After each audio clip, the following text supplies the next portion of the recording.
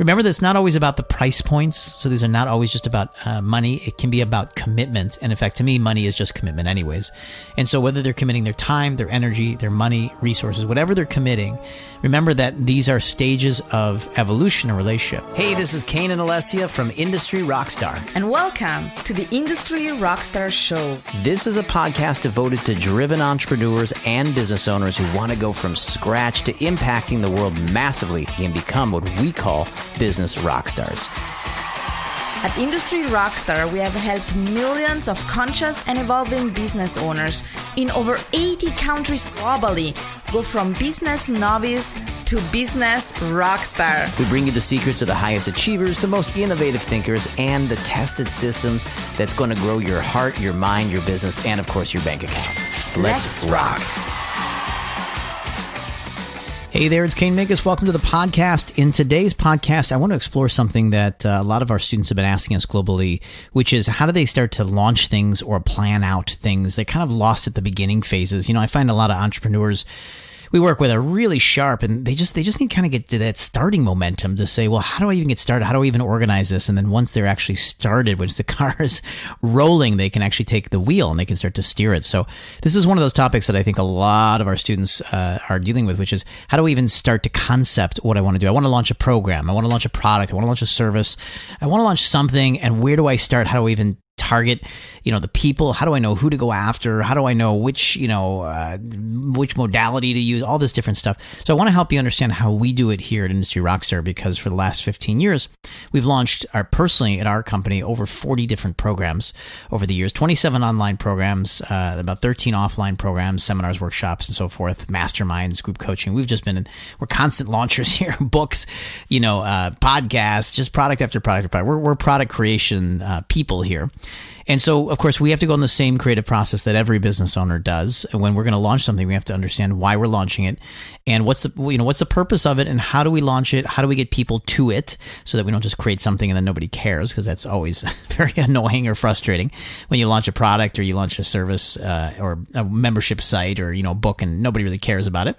Well, how do you get people to it? And then how do you put it into your funnel to make it make sense? All these conversations, where do we even start with that? And I want to share that with you today. I thought that'd be a really fun topic for you to get into your world so that you can make better decisions and make stuff happen a lot.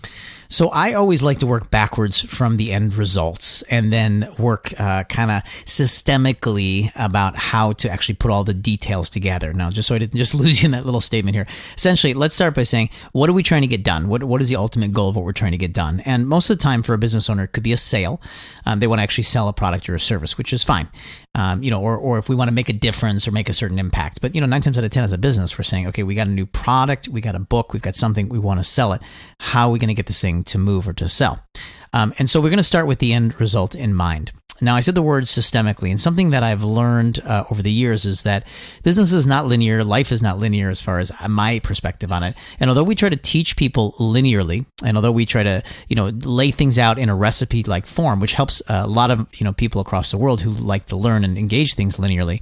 And of course, teaching linearly is very, very powerful for someone to grasp a concept. But the reality is that the decision-making process then has to become systemic. It has to be kind of part of the Gestalt process of making decisions. And I think this is why mentors are so successful, is because we've gone through the process so many times, we don't see it as a linear process anymore.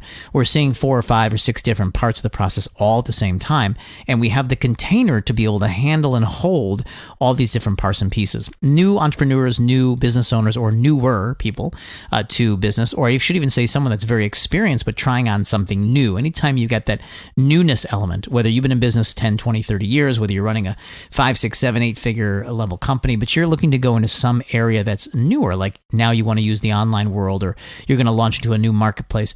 Anytime you start new, you're always thinking, okay, well, how do we get started and where do we go? And it's a very linear thinking process. The problem is that the success process is actually not linear. It's actually systemic as far as I look at it. It's almost circular.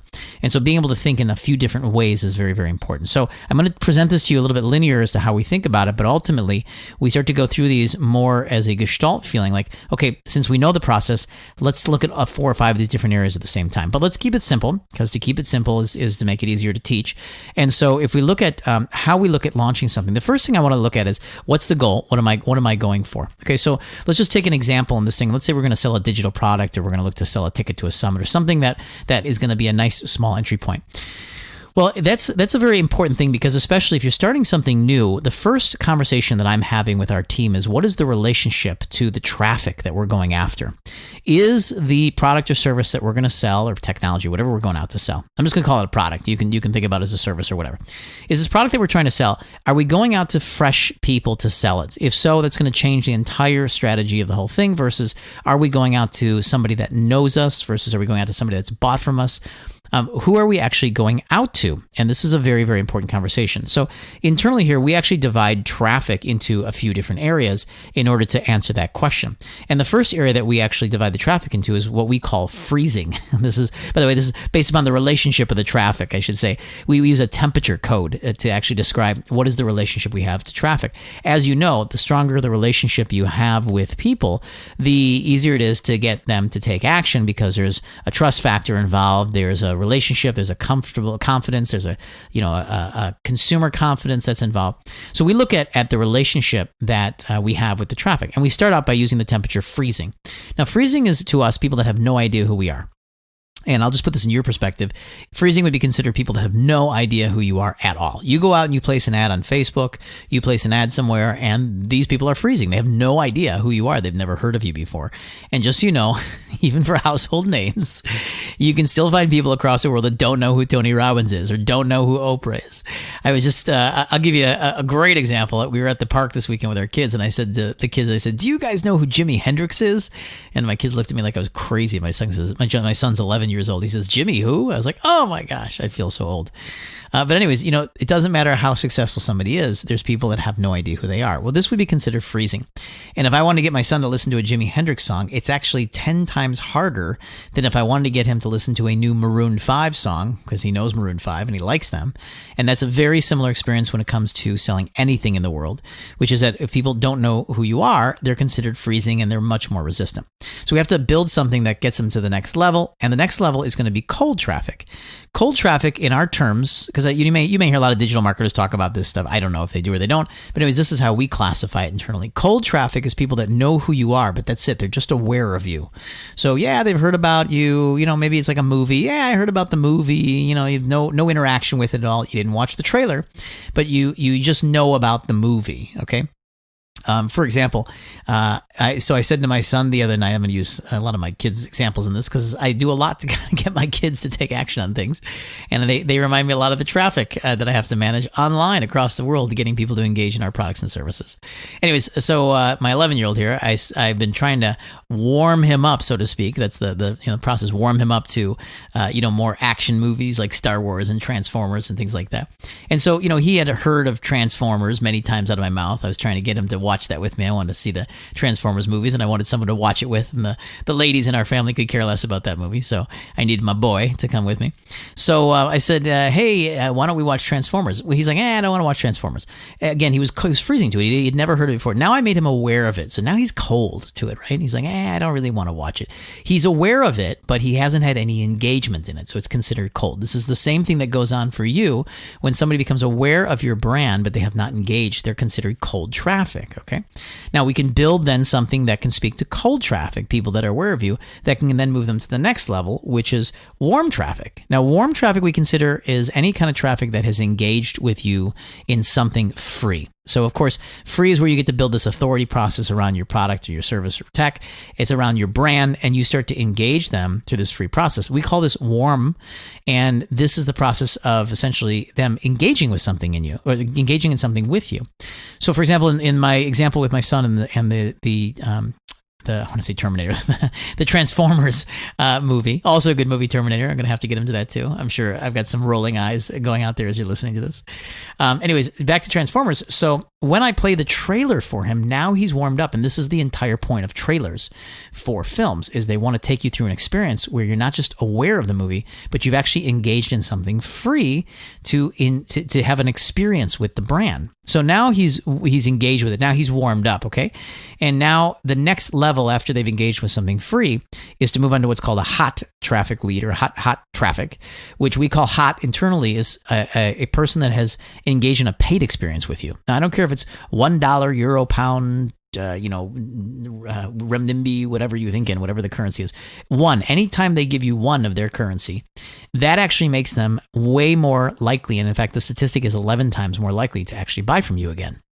This is a significant jump, because people who are just looking and window shopping at your trailers, so to speak, or engaging with your, free products, your webinars, your templates, and things like that, when they move to paying something, anything, doesn't make a difference, you are actually going to see them jump up a quantum leap in terms of the type of customer that they are for you. So this is called warm traffic. Warm traffic is where somebody has engaged in a paid. This is hot traffic rather. Hot traffic, just to confuse you even more. Hot traffic is when somebody has paid and engaged with you in a paid experience. Okay. Now, typically it's going to be a smaller paid experience, because typically it's the first one, and they are considered hot. And the reason they're considered hot internally by us here is because they become more likely to continue to buy from you, and they are certainly a group of people that we want to put attention on, increasing the lifetime value in our company. The final traffic relationship that we classify here is called steaming hot. And steaming hot is essentially somebody that has bought a pretty big whatever from you. Big, they've come to your retreats. It's a big commitment. They've gotten into a mentorship program with you, a 6-month or a 1 year, 2 year. They maybe have bought your subscription service for a year. They've invested in your technology for a year, and they paid for it up front. They've invested in something big with you, whatever's considered big for your industry and for your company. And they're considered a steaming hot lead. And these, of course, are, great customers. Now, interestingly enough, it turns out that hot customers, people that have bought small stuff with you, are actually more highly likely to buy more stuff from you again than your steaming hot customers, although they're the secondary catalog, right? So if we look at the place for engaging for cash flow, just as a little aside here, we typically look at hot customers first, steaming hot second, warm third, cold fourth, and then freezing fifth, if we had to classify these in terms of order. But here's the interesting thing about this whole thing. So just to run through this again, we got freezing, cold, warm, hot, steaming in that order, right? This is the relationship to traffic. So one of the first things I ask anybody I'm coaching around this is, what is the market that you're looking to go out to? For example, I was just on the phone with one of our mentoring students. We were advising them, and she is coming from a country where she wants to reach out across the world to different countries because she thinks it'll be fun to engage in those marketplaces. So she's in the Middle East. She wants to be reaching out to Europe or America, but she doesn't have any real leads there. So naturally, we'll talk later on about how to be engaging immediately into warmer networks and things. As every natural instinct would say, we'll have her go towards where she does have contacts. But she really wants to actually reach out to people that, she wants to just go out cold. She wants to go out and she says, I'm going to go out and I want to put up ads and I want to do some of that while I'm also working other angles where I could be having warm leads. So one lesson from this is you could be working different types of traffic. You could be working freezing, you could be working cold, working warm, working hot, working steaming hot. In your campaigns, you can be working these different relationships that you have because you have them. And then you can also need to note that you cannot jump a relationship that evolves cannot jump from freezing to steaming hot. It just doesn't work. It's like going from not walking to running. It doesn't really work. I mean, are there rare exceptions where a child will just get up from the ground and start running? I'm sure there are rare exceptions. But if you want to look at the bulk of how humanity works, we have to move through a process. We have to go from I don't know who you are to now I'm aware of you to now I'm engaging with something free and I go, oh, okay, I like that, to buying something inexpensive and saying, okay, I still like it, and now I'm willing to commit to something much bigger. Remember that it's not always about the price points. So these are not always just about money. It can be about commitment. And in fact, to me, money is just commitment anyways.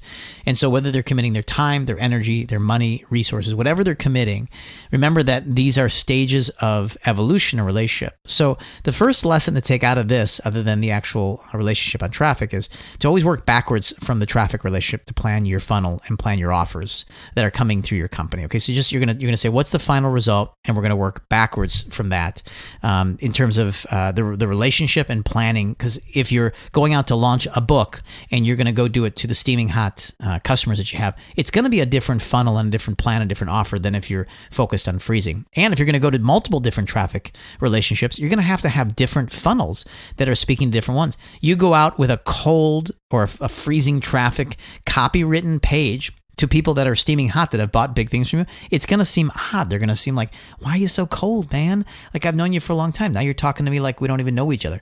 And of course, on the opposite side, you can't talk to the freezing cold leads like you would talk to your steaming hot leads. Otherwise, they're going to say, hey, you're moving too fast. I don't really even know you. Why are you talking like this? So at the end of the day, you need to pace the maturity of the relationship. It's very, very, very important that you're pacing that relationship. And that you're offering commitments in that level of pacing. So, okay, so now let's move into the next stage of things. So let's look at targeting versus retargeting. And this is the second conversation that we start having internally. Once we understand the relationship of the traffic, we're going to be going out and targeting. And we may be mixing up some traffic. We maybe say, okay, we're going to go after some cold, we're going to go after some of the warm, and we'll go off a little bit of the hot, and we'll create these different campaigns to reach these different people all around the same offer that we're going to be offering. Then we start looking at the terms targeting and retargeting. Okay, so this is the second conversation I have. First is relationship to traffic that we're going after. Second is the targeting versus retargeting. And when it comes to targeting versus retargeting, I noticed that a lot of business owners have no sense actually of what targeting is versus retargeting. A lot of people understand what targeting is. Basically, they understand because everybody says to them, find your niche. Figure out your niche, understand your niche, make sure you know your niche. There's this constant beating of entrepreneurs. Figure out your niche, be clear about your target market and your avatar and they're like, oh. Okay, so let's say they figure it out and they target. Well, it turns out that actually retargeting is more important than targeting, in my opinion. And it's not that targeting is unimportant, but I do think retargeting is more important. Here's why. Most of the time, you're not hitting a bullseye. That means that most of the time, you are losing people during the process that don't feel targeted properly. And when you go back and you retarget them with different messages or different opportunities, you're actually going to start picking up. And I would bet double, triple, or quadruple your business this year. This is a major area for businesses to be really growing. And here's why. Targeting essentially means that it's when you make them, meaning whoever they are, aware of you. So you pick a niche and you target them by going after them and saying, hey, I'm here. I help professional women between 40 and 50 years old who are living in New York City who want blank, blank, and blank. Okay, that's targeting. Okay, you're getting very specific about who you're going to and you're targeting them. Or I help, men who are in their 50s to 60s who want to transition out of their careers into entrepreneurship. Or I help, leaders who want to become more conscious leaders, and whatever it is, whatever your targeting is, you go and you target them. Now, you've picked up a handful of people that have now paid attention to your message. But retargeting is different than targeting. Targeting is where you make them aware of you. Retargeting is where you stalk them until they take action, okay? Which I know sounds funny, but if you know anything about retargeting, you understand that it's actually one of the most important functions in a marketer can engage. And here's why. The statistics that have come out, and they fluctuate a little bit over time, so just bear with me that the lesson's more important than the actual numbers, is that between 3 and 5% of your market at any one time is ready to buy from you. This means that about 97%, 95 to 97% is not ready to buy from you. And that other 97 to 95% is actually divided up as well into two other categories. Now, first of all, before we get to those two other categories, just notice that a tiny percentage of the market is ready to buy from you. And this whole conversation about 1%, I don't know if you ever heard that. There's a saying that you should be targeting on actually capturing 1% of the marketplace. Well, okay. It's just, I've always found that kind of annoying. Think, why? Why would we only target 1%? It's so tiny. Well, it's just the way it goes. That's how the numbers work. That's how the cookie crumbles. Well, I never really loved to, I was never someone who liked to take everyone else's story. I had a great mentor when I was younger that now works with us here at Industry Rockstar named Les Brown. I remember hearing something 20 years ago when he was speaking where he said, never let somebody else's opinion become your story. So I didn't want to make somebody else's opinion on stats our story. And it turns out that actually the real stats are that it's much higher. Between 3 and 5% of the market's ready to buy from you at any one time. Are there times when it's higher than that? Sure. Are you on webinars where you sell 10, 15, 20, 30%? Yes.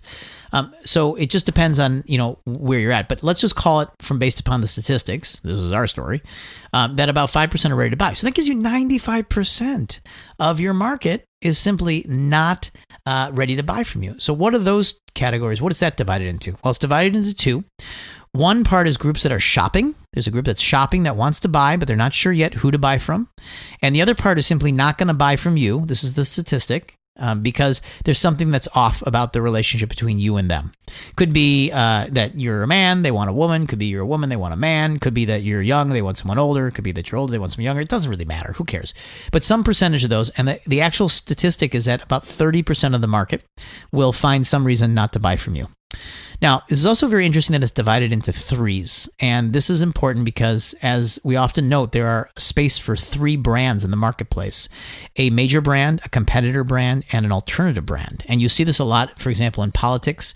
You have a main competitors, kind of A and B, and then you have an alternative option as well. You see that in politics a lot. And I don't want to get too far into that area. That's in branding. But the point is that these statistics continue to all work together to support the holistic picture of what we put together for you. So back to these numbers. You got, let's say, 5% that are ready to buy from you. Then you've got about 65% that are shopping, and you got about 30% that are not going to buy from you. Okay, so let's ignore the 30% because they're not going to buy, so who cares about them? But the 65% to 67%, depending on what your first number is, these people are shopping. And this is where retargeting makes a world of difference.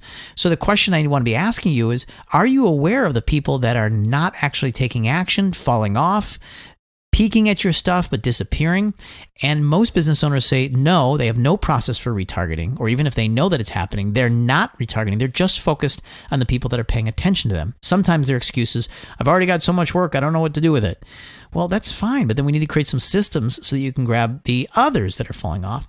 Or the other thing that they're saying is, I don't have enough leads. And I'm saying, well, you're always focusing on this small group. Let's continue to retarget the group that's coming in, but not fully taking action. So we're going to come back to targeting and retargeting shortly here when we get to the action taking of customers. So that's the second question I'm always asking my team is, are we targeting or retargeting? Okay, what's the traffic we're looking at? Are we going to be targeting them or retargeting? Now, the term retargeting would already automatically assume that we're not going to freezing traffic. So that one type of traffic is eliminated. You cannot retarget somebody who doesn't even know who you are. Retargeting, by the mere definition, means that you're retargeting them, which means you're going back to them after they're aware of you.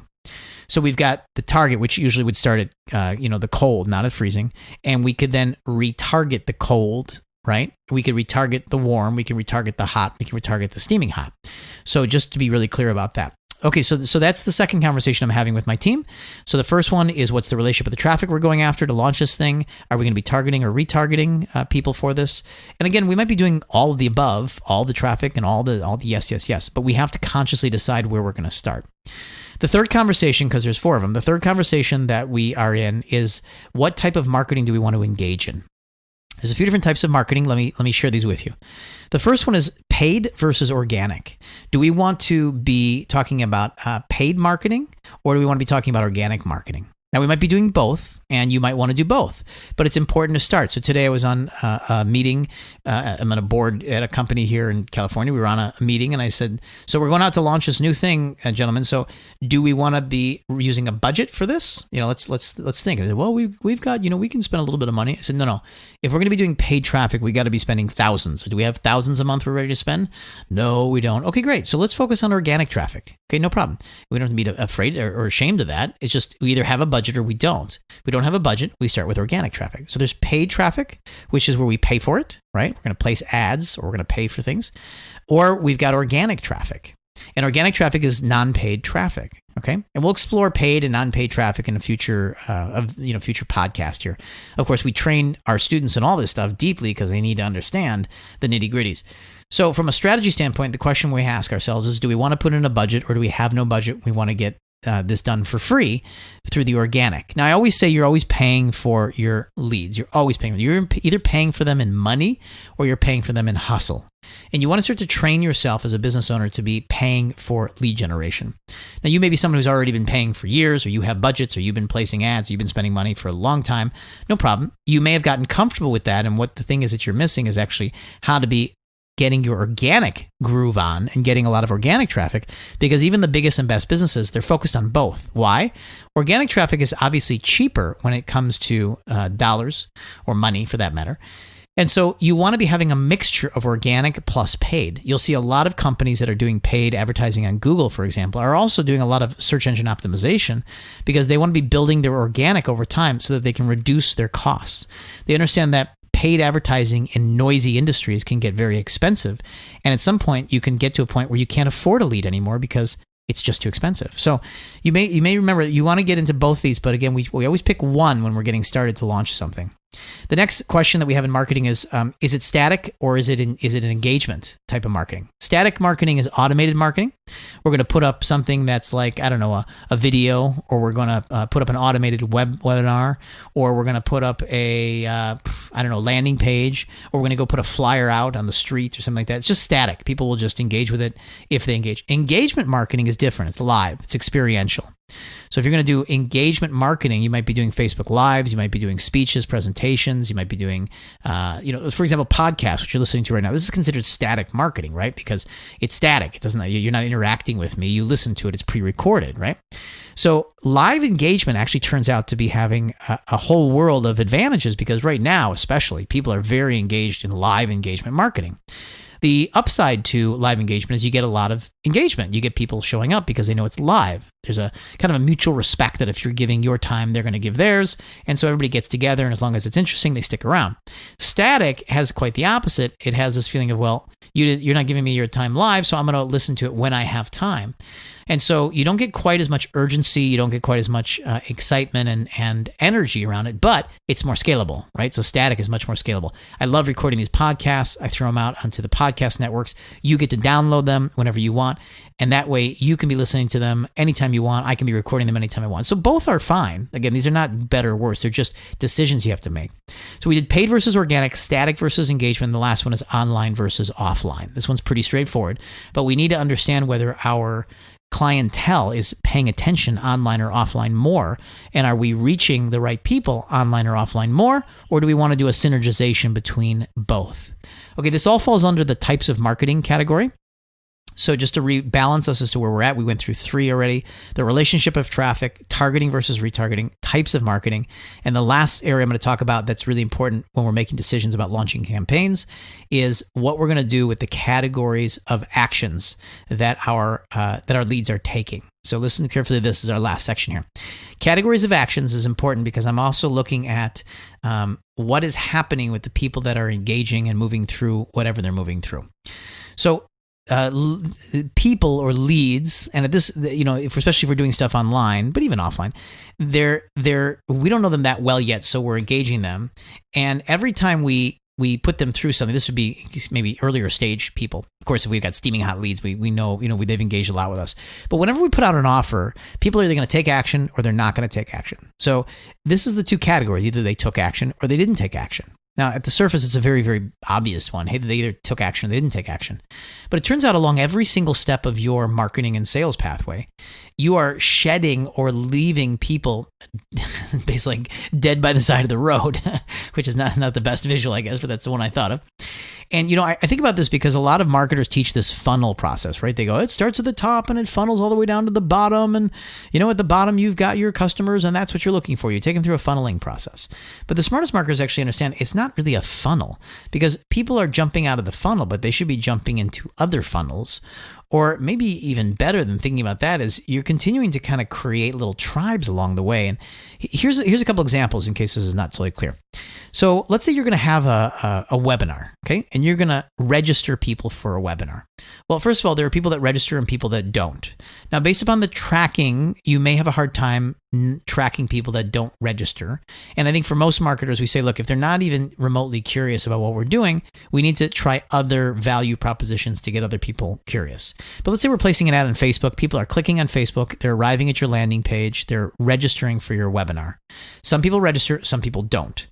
Historically, we can go back and retarget the people that are not registering at all, and we try to work with them.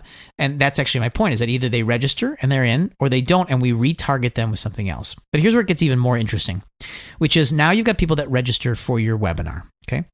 Now you've got, let's say you've got 1,000 people that register for a webinar. Now, let's say 300 of them show up. Well, what happened to the other 700? And you're going, yeah, I'd really like to know what happened to them. And then you go, oh, okay, and it's so hard to reach them. I've tried to send them emails. Well, what we used to do is we used to hire a call team that would get on the phone and call all 700 of these people and say, hey, how come you didn't show up to the web class? Hey, how come you didn't show up to the live seminar? Hey, how come you didn't do blank? Whatever it is that they didn't take action on. We wanted to know. So we'll talk more about that in just a minute. But anyways, you've got the people that registered and showed and the registered and no showed. And you start to create these categories of actions that your customers are taking. Then of the 300, let's say they go through the webinar with you. Well, some stay, some don't. Some jump off halfway. So some have finished the webinar, some have not finished the webinar. That's another interesting splintering of groups. Then we got people that finish the webinar with you, and some that basically buy. They take up whatever your offer is, and some that don't buy.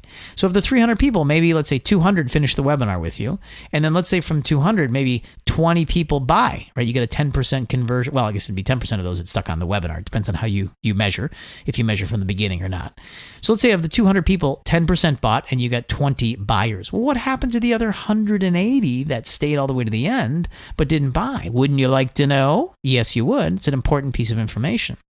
So now you've got these 20 buyers, and where most businesses essentially just focus on these 20 buyers and they just kind of let it go. The smart businesses actually retarget everybody along the pathway with special campaigns that basically say, I know what you did, I know what happened, and I'd like to better serve you. So would you either give us feedback or let me retarget you with a different offer? So it turns out the people that don't show, that don't stay all the way to the end, that don't buy, that don't request meetings from you, that are in your audience when you're speaking live and they don't put their cards up or they don't come up and talk to you. This could be one of the greatest sources of information for how to grow your business, is the people that you're not engaging or not reaching. It's also a group that you could simply be, it could be one of two things. Either they're not interested in what your value proposition is, so you're just not hitting on the value proposition, or two, you're hitting on the value proposition, but they're not interested in the offer. These are kind of the two classifications that we added them into. And then there's always that third category, which is just totally like a personality mismatch, right? Like we just don't get along with each other. No problem. We don't really pursue them because we're not interested in having customers that we don't get along with on a personality level. So our main focus is, hey, was our value proposition off, but we'd love to work with them. Maybe we can tweak the value proposition, or is the offer just wrong and we really should be offering them something different? This is where retargeting comes in. And I'll tell you that with a team that we used to have for years, we hired a team to call everybody that we ever engaged with that did not take action or buy. And we used to, ask them to do the research and or offer them something else on the phone. Now, I was actually more interested in the research than actually the offers on the phone. Of course, there's nothing wrong with, going back and reselling products and services. But my real interest is, how can we get these people to take action inside of the system that we've got that's the main focus? So, for a while I used to think, well, they're probably just not good leads. Like if somebody registers for a live event and they don't come, or someone registers for a virtual event, typically we'll see, 30, 40, 50% show rates on things. If it's bad, it might be 10 to 20%. If it's amazing, it might be 50 to 70%, right? But we never get 100%. I'm always going, who registers for things that don't show up to it? And then I'm thinking, oh, I do that. I register for webinars and don't show up to them. I register for live events and don't go. And then I think, well, but I'm a good person, right? So then I thought, well, maybe there's other really good people in this group, and maybe just for some reason it didn't work for them. Well, we actually discovered that it is actually just as good as the group that shows up. They're all great people. It's just something got in their way. And it's easy to write them off and say, well, if they can't get here and they can't get themselves motivated, they're not actually committed. Well, yeah, maybe. Actually, I think in many ways, they're great customers. They just, something got in their way, and maybe whatever it was, they had to prioritize it over what was going on. So we found out from years of calling customers about why they didn't show up to something is basically they say, I really wanted to, but I couldn't get there because of blank. My kids needed me. Some emergency came up. Work needed me. I totally slipped my mind. I put it on the wrong day on my calendar, but oh my gosh, I so wanted to be there. All these little things that, sure, they could have been more powerful to manage around, but it doesn't matter. We don't need to write people off just because, something happened. We want to still go back to them and say, well, great, let us give you a different opportunity. And this is called retargeting. So it's very, very, very important that you get these systems into place in your business. They have made a huge difference in how we have grown our business. And those are the 4 areas that we start to discuss when we're about to do a launch. What's the relationship of the traffic that we're going to have? Are we going to be targeting them for the first time or retargeting them? What is the type of marketing activities we want? Paid versus organic, or, static versus engagement, things like that, offline versus online. And then who are we talking to? People who have gone through an action, or what is our setup for the categories of actions when people register but they don't show up, or they show up but they don't buy? How do we build all these campaigns? Now, I will typically pick, I know this is a lot that you just absorbed in, but this is the decision making. And that's as far as really we have to go to really have the tools that we need to make better decisions. So from those 4, we are able to sit down and say, let's put together a campaign. So this is what we did, especially to circle back up with this woman in the Middle East who wanted to reach out across the world. I said, okay, what's the end product that we want to sell? She says, I want to sell a program. I said, great. Let's talk about, are we going to be going out to super cold people? Do you have a database already of who you want to go out to? She says, well, I don't have a database. I want to reach out to a different speaking market, the English speaking market. I said, okay, great. Are we going to be targeting or retargeting? She says, targeting for the first time. I said, good. What types of marketing you want to do? She says, I want to do a live engagement. We're going to do a challenge. I said, great. So we start piecing this whole thing together and creating this whole drip out sequence in case people are falling off. That helped her get organized. The wheels started in motion. She grabbed the steering wheel of the car. She's able to start driving. And I hope this podcast gave you some things to think about how you can approach new launches and get things rolling with your ideas. Lots of love. We'll see you soon. Make sure you listen to the other podcasts. Subscribe so we can let you know when we're putting out new podcasts, and let your friends know if you know somebody that should be getting great training, education, information for their business as an entrepreneur, someone who's launching or scaling. Send them our way. We'd love to have them on this podcast. Keep building this great community. See you soon, everybody. Bye-bye.